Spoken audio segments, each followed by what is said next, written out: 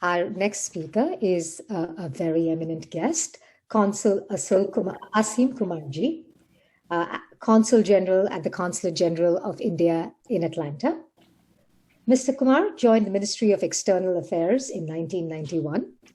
He's a stellar diplomat with a very rich service experience, having served in missions in Pakistan, the United Kingdom, the Kingdom of Saudi Arabia, and Bangladesh. In between, he has served in various departments of the Ministry of External Affairs at headquarters. Mr. Kumar joined the Consulate General of India in Atlanta in 2018 and has been actively involved here with the Indian American community in Southeast USA, in addition to his responsibilities as head of Chancery in running the administration of the consulate. So, welcome, Asim Kumarji. Thank you for addressing us. Thank you, Geeta ji, for this introduction, and thank you, Mr. Visaran Rajaram for inviting me. I really feel very happy to join you all. My warm greetings to Honorable Member of Parliament, Sri Suresh Prabhuji, my senior colleague, Sri Mahavir Singhvi. It's really a great historic occasion that you are all together opening 4 offices in the United States. You have, as Atul Kumar ji pointed out, Atul Gupta ji and Jambu Salia ji, you have been expanding and your horizons are expanding. You already have 3 offices in 3 chapters here, and I do hope all the representative offices change into chapters. So with these 4 offices, 2 in our region, the Southeast Asia, the Southeast USA, which is under the jurisdiction of Consulate General of India, Atlanta. Atlanta and Florida. This is new offices are at Seattle and New Jersey also. So with these 4 offices and more in the offering that you plan, I think you will have a pan-USA presence, and with the 50 officers, of course, it will be a miracle, and I do hope that you do this miracle. And I congratulate you all for opening these offices. All the best. My heartfelt congratulations. See, USA and India are very natural partners and friends. In the recent years, our friendship has been growing. Our leadership have been meeting, top leadership, our ministers, our bureaucrats have been meeting more and more. See, we have many things in common. Both the countries are major, large democracies, vibrant democracies. We both have open societies. We both have open economies, open market, free market. We both have freedom of expression, free media, freedom to move anywhere for employment or business. So all these things make together natural partners. But the best thing is that our best asset is the people contact. There is a sizable Indian presence here, and both the people of United States and the people of India respect each other's intelligence, industriousness, and so we have come together, and this relationship is ever expanding. We fondly remember the visit of our Prime Minister Modi in September 2019 to United States. And very recently, we also remember the visit of President Trump to India in February this year. So all these things have taken our relationships to new heights, and USA is the 2nd largest trading partner of India. It is also the 6th largest source of foreign direct investment into India.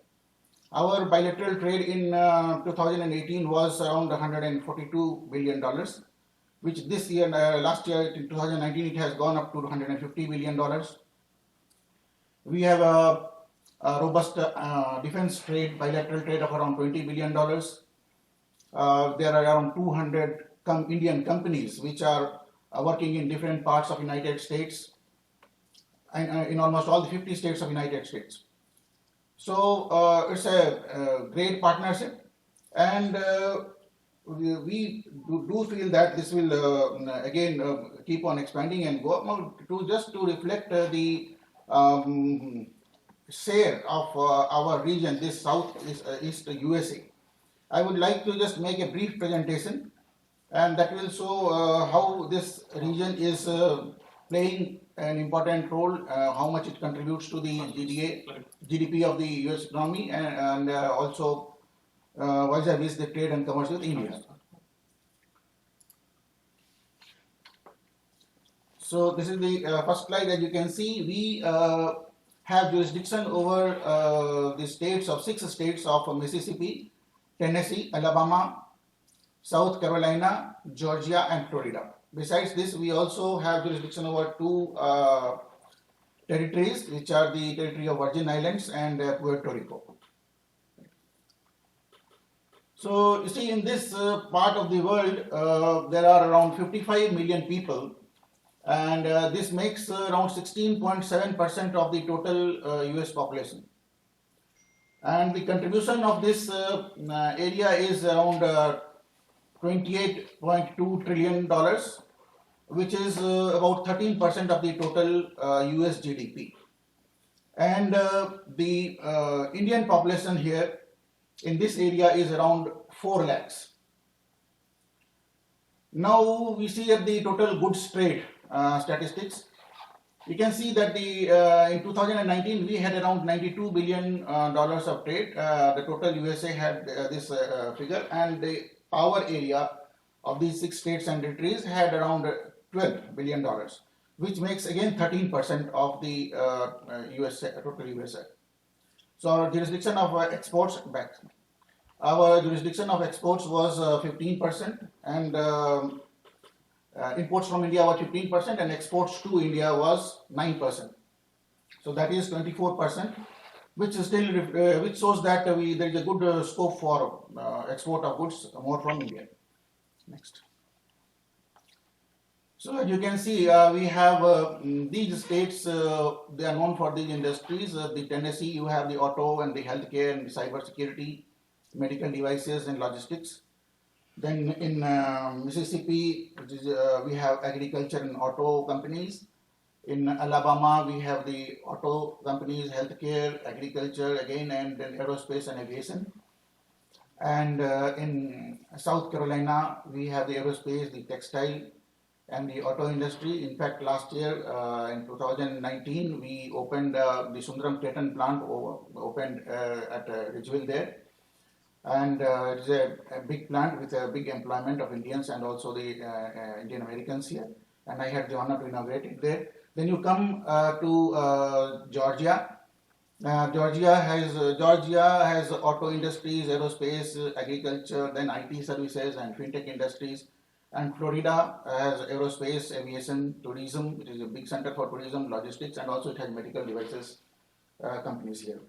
So of these states, the Florida and Georgia are the richest ones, the most prosperous ones, and they are home to many big names. Georgia, has Coca-Cola, Delta, Equifax, First Data, Pfizer, etc. here, and Florida also for you have medical industry there. It's known for Denso, Q Medicals, etc. Next slide. So you can see the total overall trade of, as I told you, this year in 2019 was around 150 billions. So friends, year 2020 has not been a very good year, and I would say not been actually one of the worst years which the humankind has seen in recent history. Economy everywhere went downslide. Everything became topsy-turvy. India was no exception. People lost jobs. Many companies had to shut. Many companies had suffered losses. And but I believe that every cloud has a silver lining, and there is a ray of hope at the end of every tunnel. You can see light.